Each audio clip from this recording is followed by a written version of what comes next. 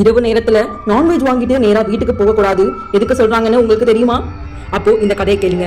குமார் ஒரு நாள் இரவு 11 மணிக்கு வேலை முடிச்சிட்டு வரும்போது ரோட்ல இன்னும் திறந்திருந்த ஒரு சிக்கன் ஷாப்ல நின்னான். அண்ணா ½ கிலோ கொடுங்கன்னு கேட்டான். கடையண்ணா ஒரு நிமிஷம் ஒத்து பார்த்துட்டு பின்பு மெதுவா சொன்னார், வீட்டுக்கு போற வழியில திரும்பி பார்க்காதப்பா என்று. குமார் சிரிச்சான். திரும்பவும் பைக்கை ஸ்டார்ட் பண்ணி கிளம்பினான்.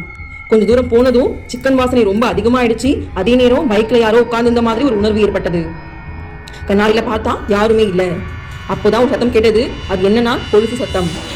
குமார் உடம்பு முழுக்க நடுங்குச்சு. வீட்டுக்கு வந்து கேட் ஓபன் பண்ணா கொலுசு சத்தம் நின்னு போனது. போயிடுச்சு என்று நினைத்தான். ஆனா வீட்டுக்குள்ள இருந்து ஒரு பொண்ணுடைய வாய்ஸ் கேட்டுச்சு. குமார் உள்ள போய் பார்த்தான். அங்க அடுப்புக்கு பக்கத்துல ஒரு பொண்ணு நின்றுட்டு இருந்தா.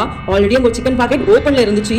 முடி முழுக்க அந்த பொண்ணுடைய மூஞ்சில மூடி இருந்தது. கிழிஞ்ச சாரி, கொலுசு, உடைந்த கால்ல. அவ சுத்தமா திரும்பாம சொன்னா, ரொம்ப நாளா எனக்கு பசிக்குது என்று. அதை பார்த்த குமார் ரொம்பவே பயந்து போனான். பிறகு அவள் சொன்னால், நீ வாங்கிட்டு வந்தது எனக்கு தான் என்று. திடீரென்று லைட் ஆஃப் ஆனிச்சு. அடுத்த நாள் காலை வீடு உள்ளிருந்து லாக் செய்யப்பட்டது. குமாரை காணவில்லை. வீட்டுக்கு வெளியே அந்த சிக்கன் பாக்கெட் இருந்தது. ஊர்ல உள்ள மக்களுக்கு எல்லாருக்கும் குமாருக்கு நடந்த விஷயம் தெரிந்தது.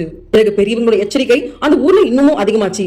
இரவுல நான்வெஜ் வாசனையோட மல்லிகை மனம் சேர்ந்தா வீட்டுக்கு போவாதே, அவ பின்னாலேயே வருவா என்று. இந்த வீடியோ பிடிச்சிருந்தா மறக்காம லைக் பண்ணி கமெண்ட் பண்ணி ஷேர் பண்ணுங்க. இது போல மேலும் வீடியோ பார்க்கணும், சப்ஸ்கிரைப் பண்ணுங்க. நன்றி.